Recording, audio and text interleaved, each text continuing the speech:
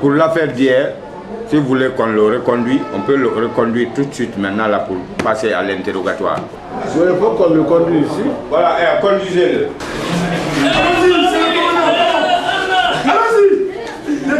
Il faut rentrer. Le délinquant là, c'est vous qui allons. Prenez place. Mon commandant David Kumbasa, stagiaire, service au commissariat urbain de Kossan Kaputa. Repos. Bon, c'est lui qui a détourné la femme de ce monsieur. Oui.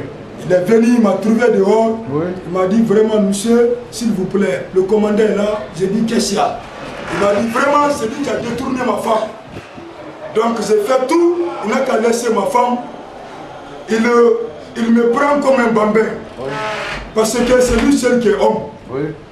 Donc c'est pour cela que je suis venu vers vous, oui, de me aider vers faire tout, de laisser ma femme. Oui. Donc c'est ça.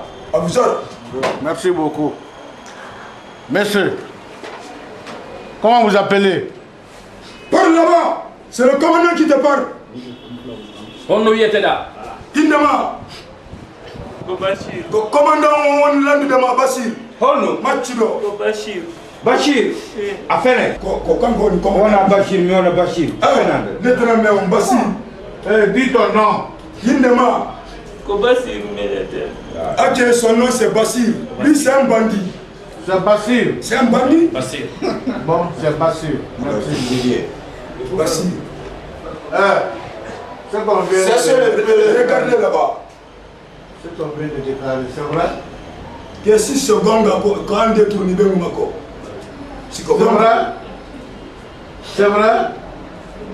C'est pas vrai? On a Gonga. Aïda Kéré Mako. L'année où on nous dit Linda. Bon, nous on nous Linda. Iuka futa hebi kasare, iuka futa hebi kasare. Mi hattino ke bidda mo mi anda, o murtini mo nano e nyamo mi anda ko don be woni. Mais faut parler. Il faut parler. Ou bien on va t'entendre ici comme un zéro. Diogo, on en dit là. Min ko mi remo ko fula wa tawimi. Joko la mono. Mi jokka mo kanko jokkimbi de. Kono joni ko am foni. Da. Bay amortini mo. Awa, bay lo no jokku ma fi dum. C'est ça. Il faut regarder. Joni ko nabu ma kasaria. Ka kaso. Kono ila ale. Munya fi yalla. Bon, c'est bon.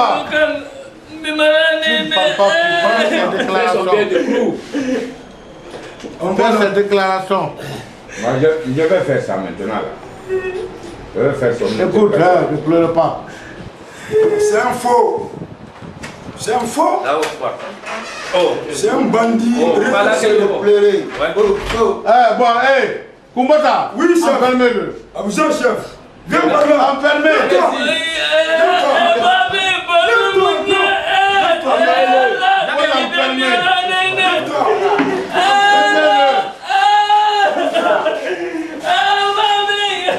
Merci.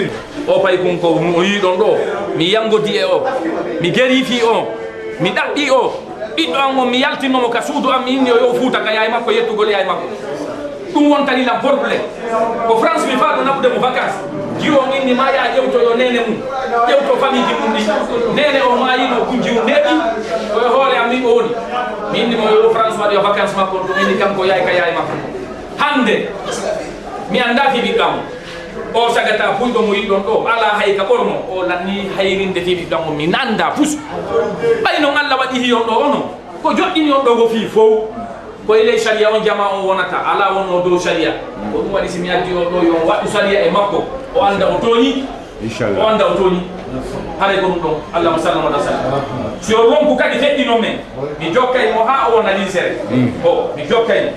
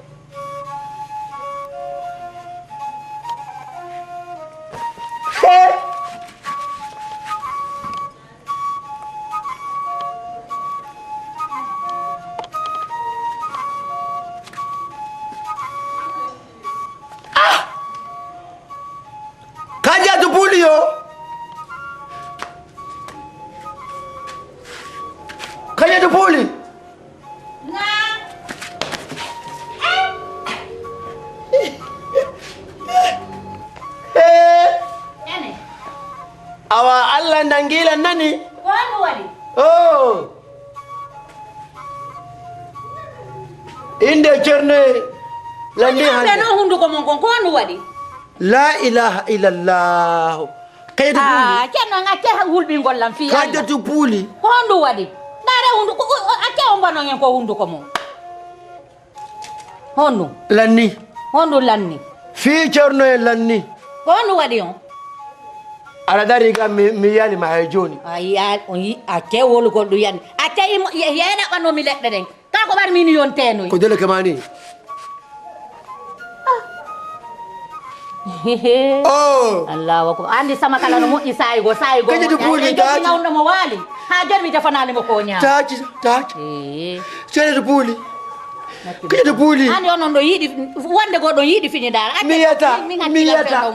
mi wondiri miyata e Allah honnu mi wondiri miyata kaje du puli honnu kaje du puli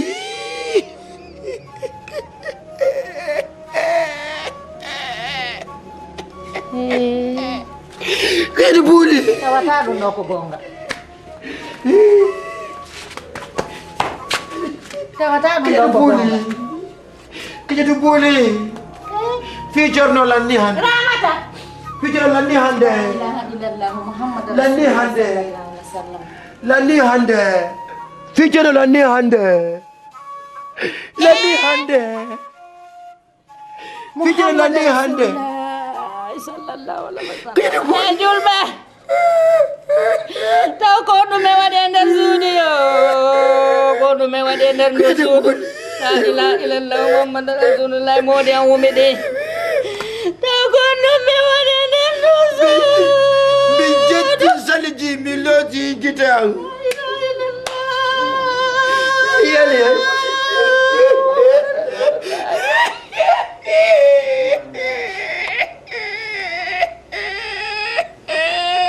Panke.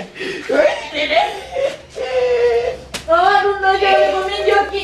Ina ono joki, jon nuno ko min joki. Oh, nuno ko min joki joni. Ina bitta mo ina modiya.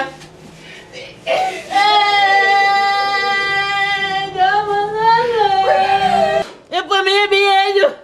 Wana boba ngondiki wana modian. Kadu yo yo. Allah. Kono mi wadi. fanki Allah Kono mi wadi Allah. fanki Allah Taw kono wona nder no suudu. fanki Allah Awa joni yo men eggogoy. mi loti gitantu boni mi yeta e fus Ramata. Baba ma kadi wumidi. Baba ma kadi wumidi. Ina wolo bamba na yo. Taw kono mi bigenda du yene no suudu. Lagi do. Wana tijani mo woni do. Allah. Joni away mi wonde ndu dusude awa eggen. Bamba yata ande kadi. Yata. Ani mi noddu ko tiraɓe amɓe mi wolane ɓe konde mi woniri nder ga. Allah wata wonirde ɗi min tum. Joni ko ɗum woni ndede joni komin tum woni kadi.